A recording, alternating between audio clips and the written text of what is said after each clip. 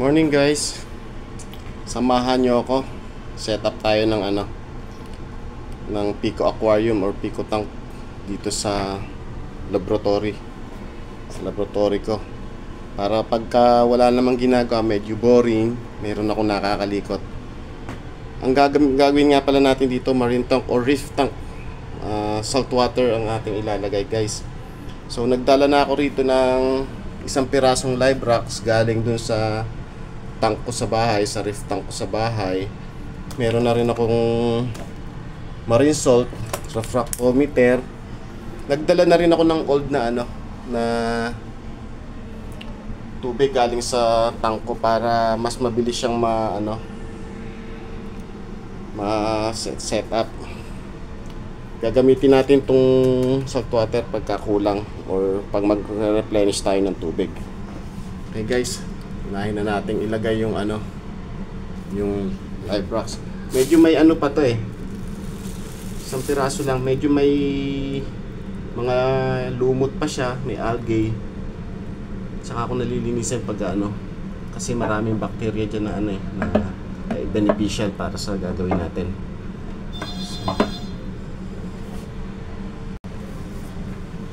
Ayusin natin guys. Hanap natin ng magandang posisyon ng bato.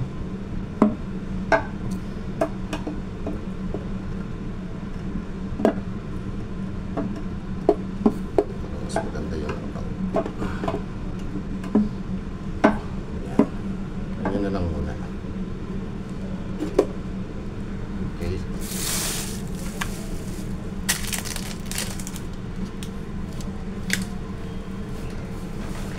Lagyan natin yung nalinis ko na nga pala yan guys. Kaya natin yung tank. Lagay natin to para natin patakbuhin. Approximately to guys yung aquarium na to nasa 2.8 or 2.5 gallons, US gallons. So ayan, marami pa siyang dumi galing kasi dun sa sa live rocks.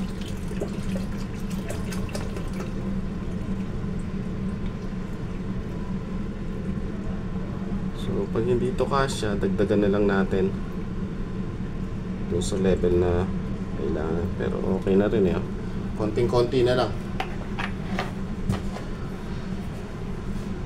So try natin tatakbuhin itong nga pala to, yung back filter, yung hang-on filter. Meron na rin yung mga pakita ko na lang sa inyo. Meron din siyang mga sponge, meron din siyang tawag dyan, activated carbon. Tapos may in-order akong biomedia, ilalagay natin dun sa gilid dito para kahit paano, kahit walang skimmer, walang sub tank, pwede siya. Okay, try natin patakbuhin guys para mag-filter na siya.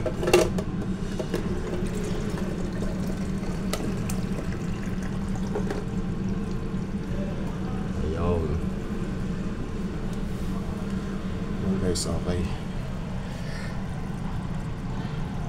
Malamang maraming dito guys mag re-react sa setup kasi parang freshwater setup, pero hindi guys. Sure ako, sisiguraduhin ko sa inyo yan, reef tank gagawin natin. Kung kailangan laglagay tayo ng maliit na filter na skimmer dyan, maglalagay tayo. Kaya naman nating mag DIY kahit malaki o maliit na skimmer. Pero ngayon, for the meantime, kailangan muna natin siyang maging old yung tank niya natin para pwede na nating lagyan. Simulan natin sa isda, sunod na yung mga zoas natin. Pero ngayon, pansin nyo, wala pa siyang light. Hindi ko muna siya lalagyan talaga ng light kasi para yung algae natin dyan mamatay, matira yung mga beneficial bacteria, anaerobic bacteria, mga ganon. Pag siguro mga 2 weeks, tingnan natin kung okay na siya. Okay, kung mga 2 weeks pwede na siya, try nating lagyan ng isda. kahit isang isda lang.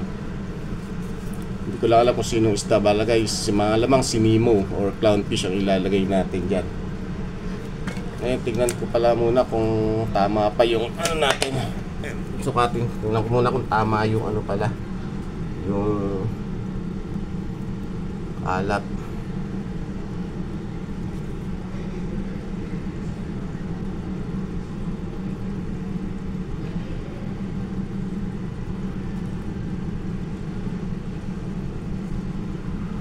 Okay naman guys, 1.026, not bad na rin yun. Okay na. Okay, so for ngayon hintay-hintay lang tayo. Ito yung first day ng ating ano, ang ating setup. So bibilangan natin yan guys. Simula na lalagay natin ng first day, second day, hanggang maging